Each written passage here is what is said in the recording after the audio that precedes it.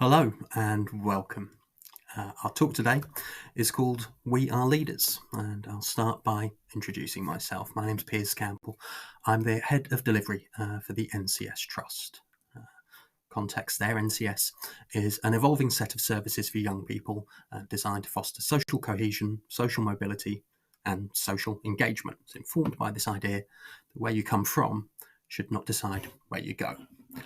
My work involves me with strategy and planning, but primarily I support three teams, one in software development, one in analytics, and one in marketing communications.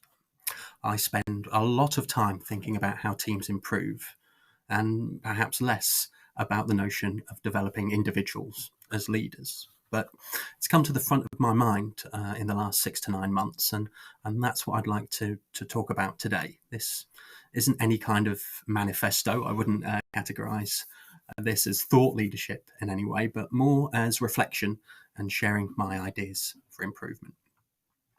So two things really got me thinking about this.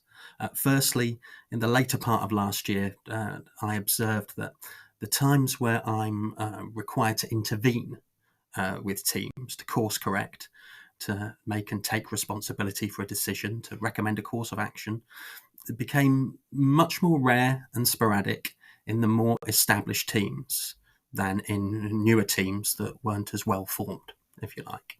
In those established teams, it occurred to me that rather than just subject matter expertise or specialism, what had really emerged in there was leadership.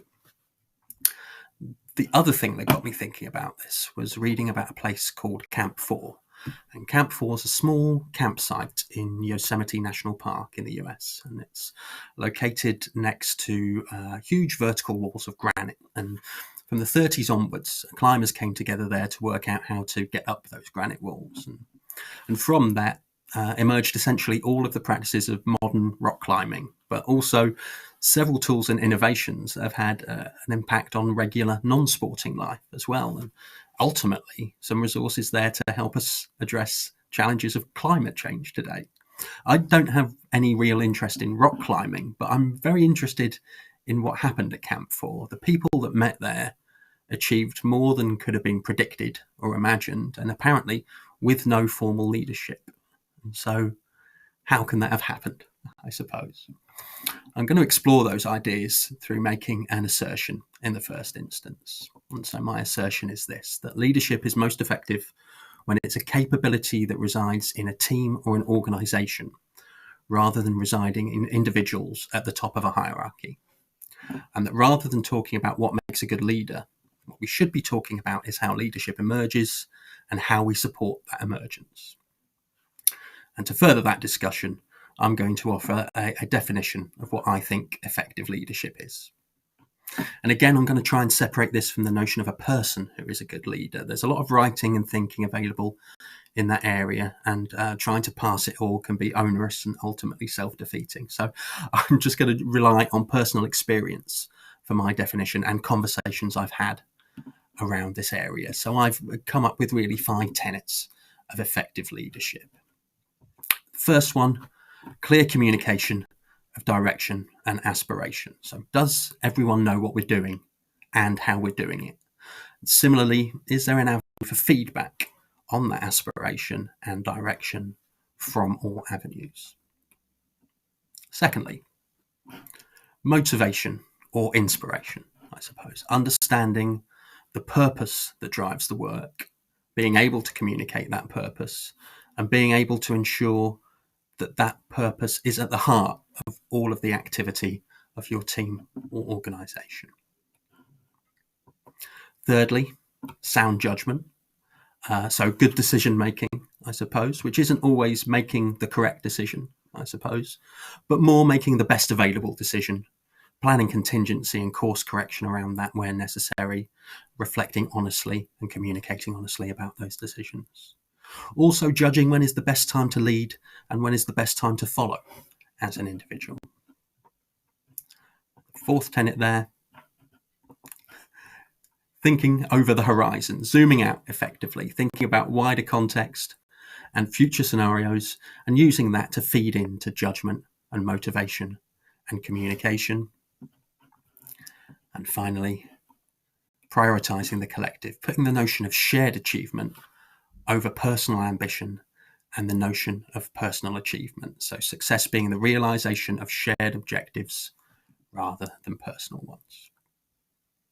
There's also a relationship, right, it's worth acknowledging, between leadership and management, and I think the relationship between leadership and management is pretty fluid. Management skews more towards the detail, towards administration and monitoring and so forth, but I think effective management is a part of good leadership, and effective leadership is a part of good management. And I suspect it's easier to find both in collectives than in individuals. So if we're looking, if we examine leadership as the function of an individual rather than a group, then what we're doing is examining the kind of leadership we see most often in traditional hierarchies. Hierarchies ask people who want to have influence on those around them and who want to improve themselves and in their environment to ascend in the hierarchy, to develop that influence, and they ascend in the face of competition from their peers. So for an individual to progress and ascend in a hierarchy, it isn't enough for that individual to succeed. Other individuals need to fail or to appear to fail. And hierarchies ask people at the top of those hierarchies not only to present themselves as generally better than the people below them, they ask them to believe that they are generally better than the people below them. They believe they are more competent, believe they know more, believe they make better decisions, believe they exercise better judgment. Hierarchies require relationships to be based on transactional power, telling people what to do, making them follow your decisions, right? Offering or withholding incentives, and whether that's reward or safety and security.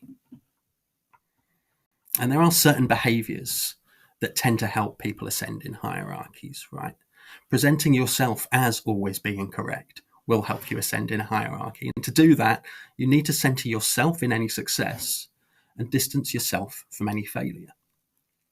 So centering yourself in success often means assuming credit for other people's work. It often means, and distancing yourself from failure will often mean finger pointing and shifting blame where things do not go according to plan. It's not necessarily how the individual's instinct is to behave, but quite often it's how that structure is requiring them to behave. And that has implications for the culture of your team or organization. It means people might not be recognized for their success, and so will be less inclined to repeat it. And disguising or abstracting the real reasons for failure means that individuals, teams, and organizations deny themselves the opportunity to learn. And an individual, team, or organization that can't learn is pretty much doomed to repeat the same mistakes indefinitely and use all of its energy finding increasingly creative ways of disguising that. So if hierarchies are problematic culturally, why do they exist? Well, obviously, there's lots of reasons for that, but in the context of our conversation today, it's because, to be quite honest, there are numerous scenarios in which hierarchies work, in which they are really effective structures. The most obvious scenarios we've seen over the last few years are around crisis and emergency. Crises tend to make very specific leadership demands, right? They require decisions with high levels of risk and little time to make them.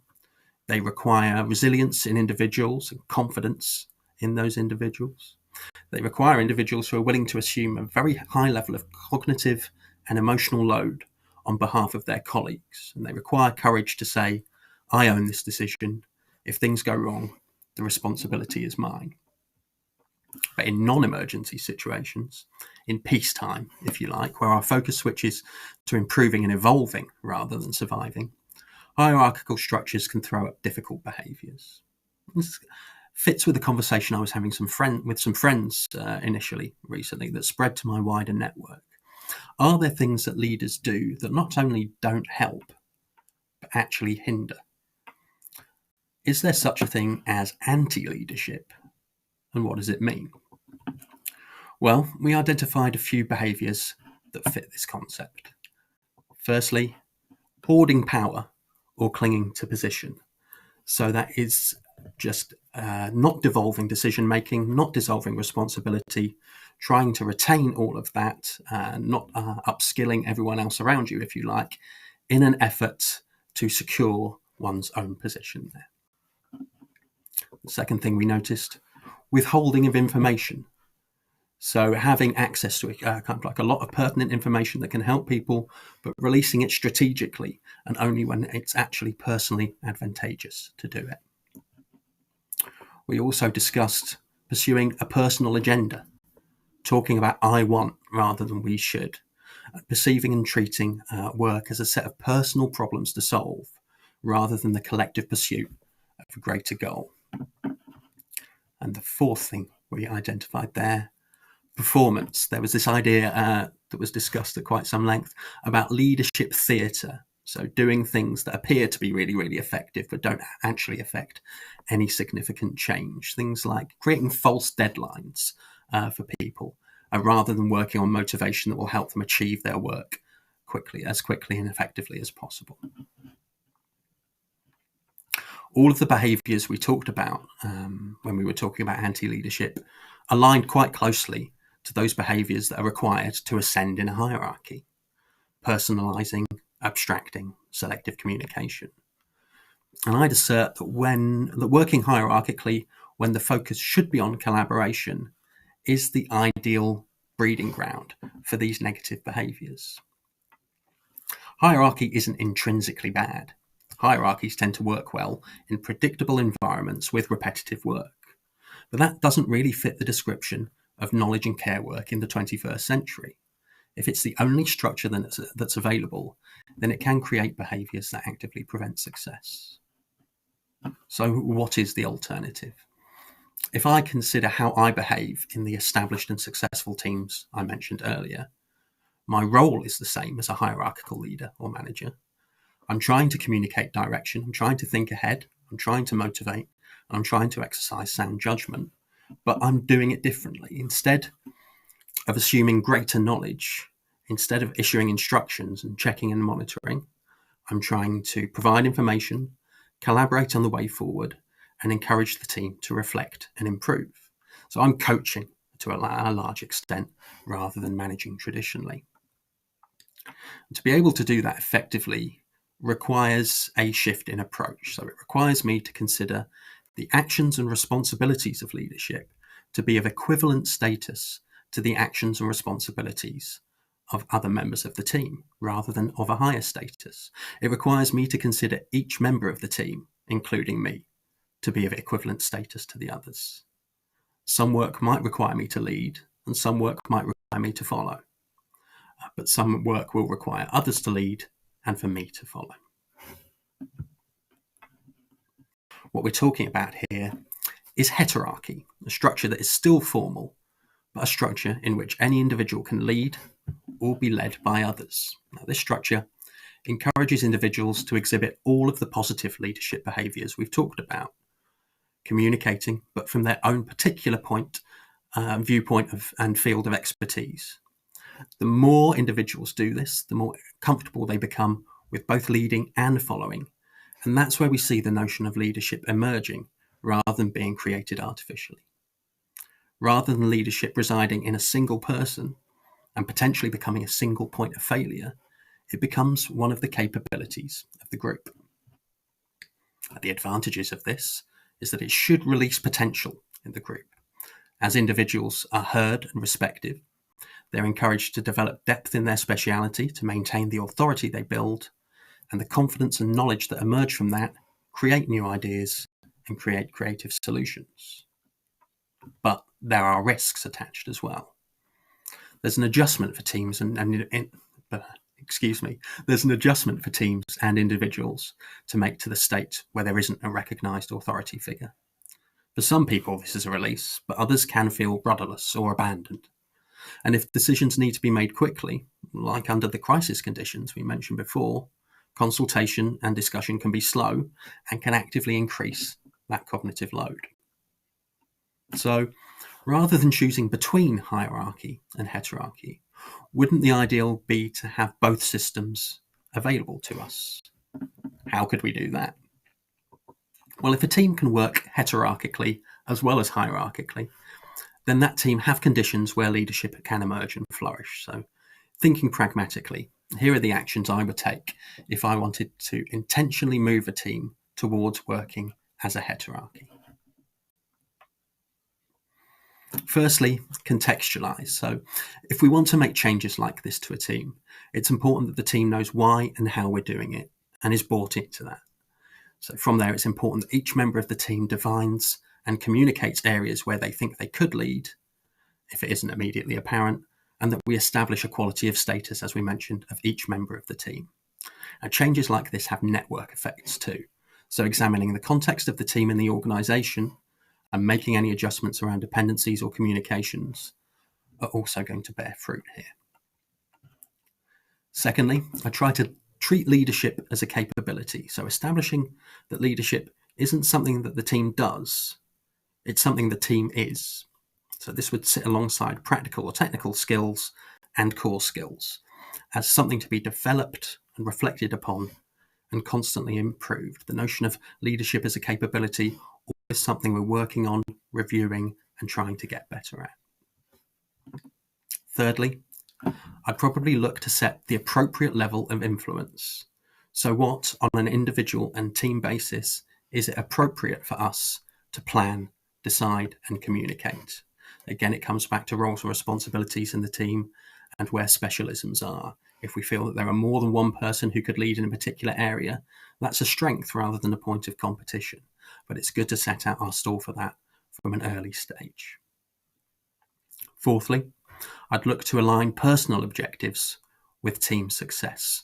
So really trying to demonstrate the links between what we are trying to achieve as individuals, and we might have individuals who have aspirations in a particular piece of work or an aspiration in their career that will definitely be served by being part of a successful team or organisation, but actively trying to demonstrate and indicate the links between those two states will really help us reinforce this way of working. And finally, switching, knowing when to stop. So we know there's still value in working hierarchically in certain conditions. So let's define those conditions together and keep an eye out for them. There are obvious signals like crisis outside of the team, but also more nuanced indicators like high cognitive load and burnout. So that monitoring and decision making is a function of leadership. And so it's led by its specialist and shared across the team. I've worked with, and I do work with, teams that can move between heterarchy and hierarchy according to circumstance. And I've seen leaders emerge even when that leadership isn't reflected in a job title. It drives people to improve, it builds trust, and it raises the potential of individuals, teams, and ultimately organisations. Thanks. There is one more thing I'd like to touch upon just before we finish. So before we go, I'd like to revisit Camp 4 that we talked about when we first started the presentation. I alluded to some of the achievements that came out of the people that met there and the way they collaborated. So they effectively redefined the practices and ethics of their sport, but their impacts were wider than that. One of the notable attendees in 1957 was a man called Yves Chouinard, who assembled some tools from a California junkyard and started hammering out tools for himself and his friends to use on the walls of Yosemite. So he sold those tools for $1.50 each. And demand grew for his tools, so Chouinard expanded production, and he created new products and formed his own organisation called Chouinard Equipment. That organisation eventually became the outdoor brand Patagonia, and last year Chouinard transferred all of the stock in his company and its $100 billion annual year profit to a non-profit dedicated to battling climate change. So Camp 4 was a team. Camp 4 gave Chouinard the environment to begin. It wasn't always a strictly supportive and collaborative environment. The competitive nature of the attendees meant a lot of dynamic switching from hierarchy to heterarchy there. And some of the people that went in and out of that camp were not the most admirable, you could say, generously. But Camp 4 was a place where ability resided in the environment and not in the individuals that were there. And my favourite definition of this notion of ability belonging to the environment or the collective is Brian Eno's term scenius. And that's the idea that genius belongs to the scene rather than the individual. So he said it was the intelligence of a whole operation or group of people. I think that's a more useful way to think about culture. Let's forget the idea of genius for a little while. Let's think about the whole ecology of ideas that give rise to good new thoughts and good new work. It's a really interesting idea. And the writer Kevin Kelly expanded upon the conditions as he saw them for scenius as 4 things. So firstly, mutual appreciation, risky moves being applauded by the wider group, nuance being appreciated, and competition goading people into further achievement. So scenius as the best kind of peer pressure. He also talked about rapid exchange of tools and techniques. So as something is invented, it's shown off and then shared. Ideas flow quickly because they're flowing within a common language and a common sensibility. He talked about success being contagious. So when a record is broken, a hit happens, a breakthrough comes along, success for that is claimed by the entire scene and not by the individual. And that empowers everybody within the scene to further success. And the final condition, interestingly, what Kevin Kelly described as local tolerance for the new. So the local outside does not push back too hard against the transgressions of that scene. The scene is safe for people to take risks, make mistakes, and learn quickly. Over my working life, I've seen small groups come together of their own volition and produce work that has a life and value far and beyond what was currently being asked of them. I don't think that can necessarily be designed or contrived. I think those groups emerge in the same way that cultures emerge and in the same way that leadership emerges. And I'd like to end today with Kevin Kelly's advice on what to do when we see that positive self-led work emerging, whether it's leadership, whether it's collaboration, or whether it's scenius. And Kevin Kelly said, when it pops up, don't crush it. When it starts rolling, don't formalize it. When it sparks, fan it. The best you can do is not kill it. Thank you very much for your time today. If you have any feedback or would like to continue this conversation, LinkedIn probably the best place to find me. But thank you very much for your time and attention, and I hope you enjoy the rest of Public Insight Week. All the best.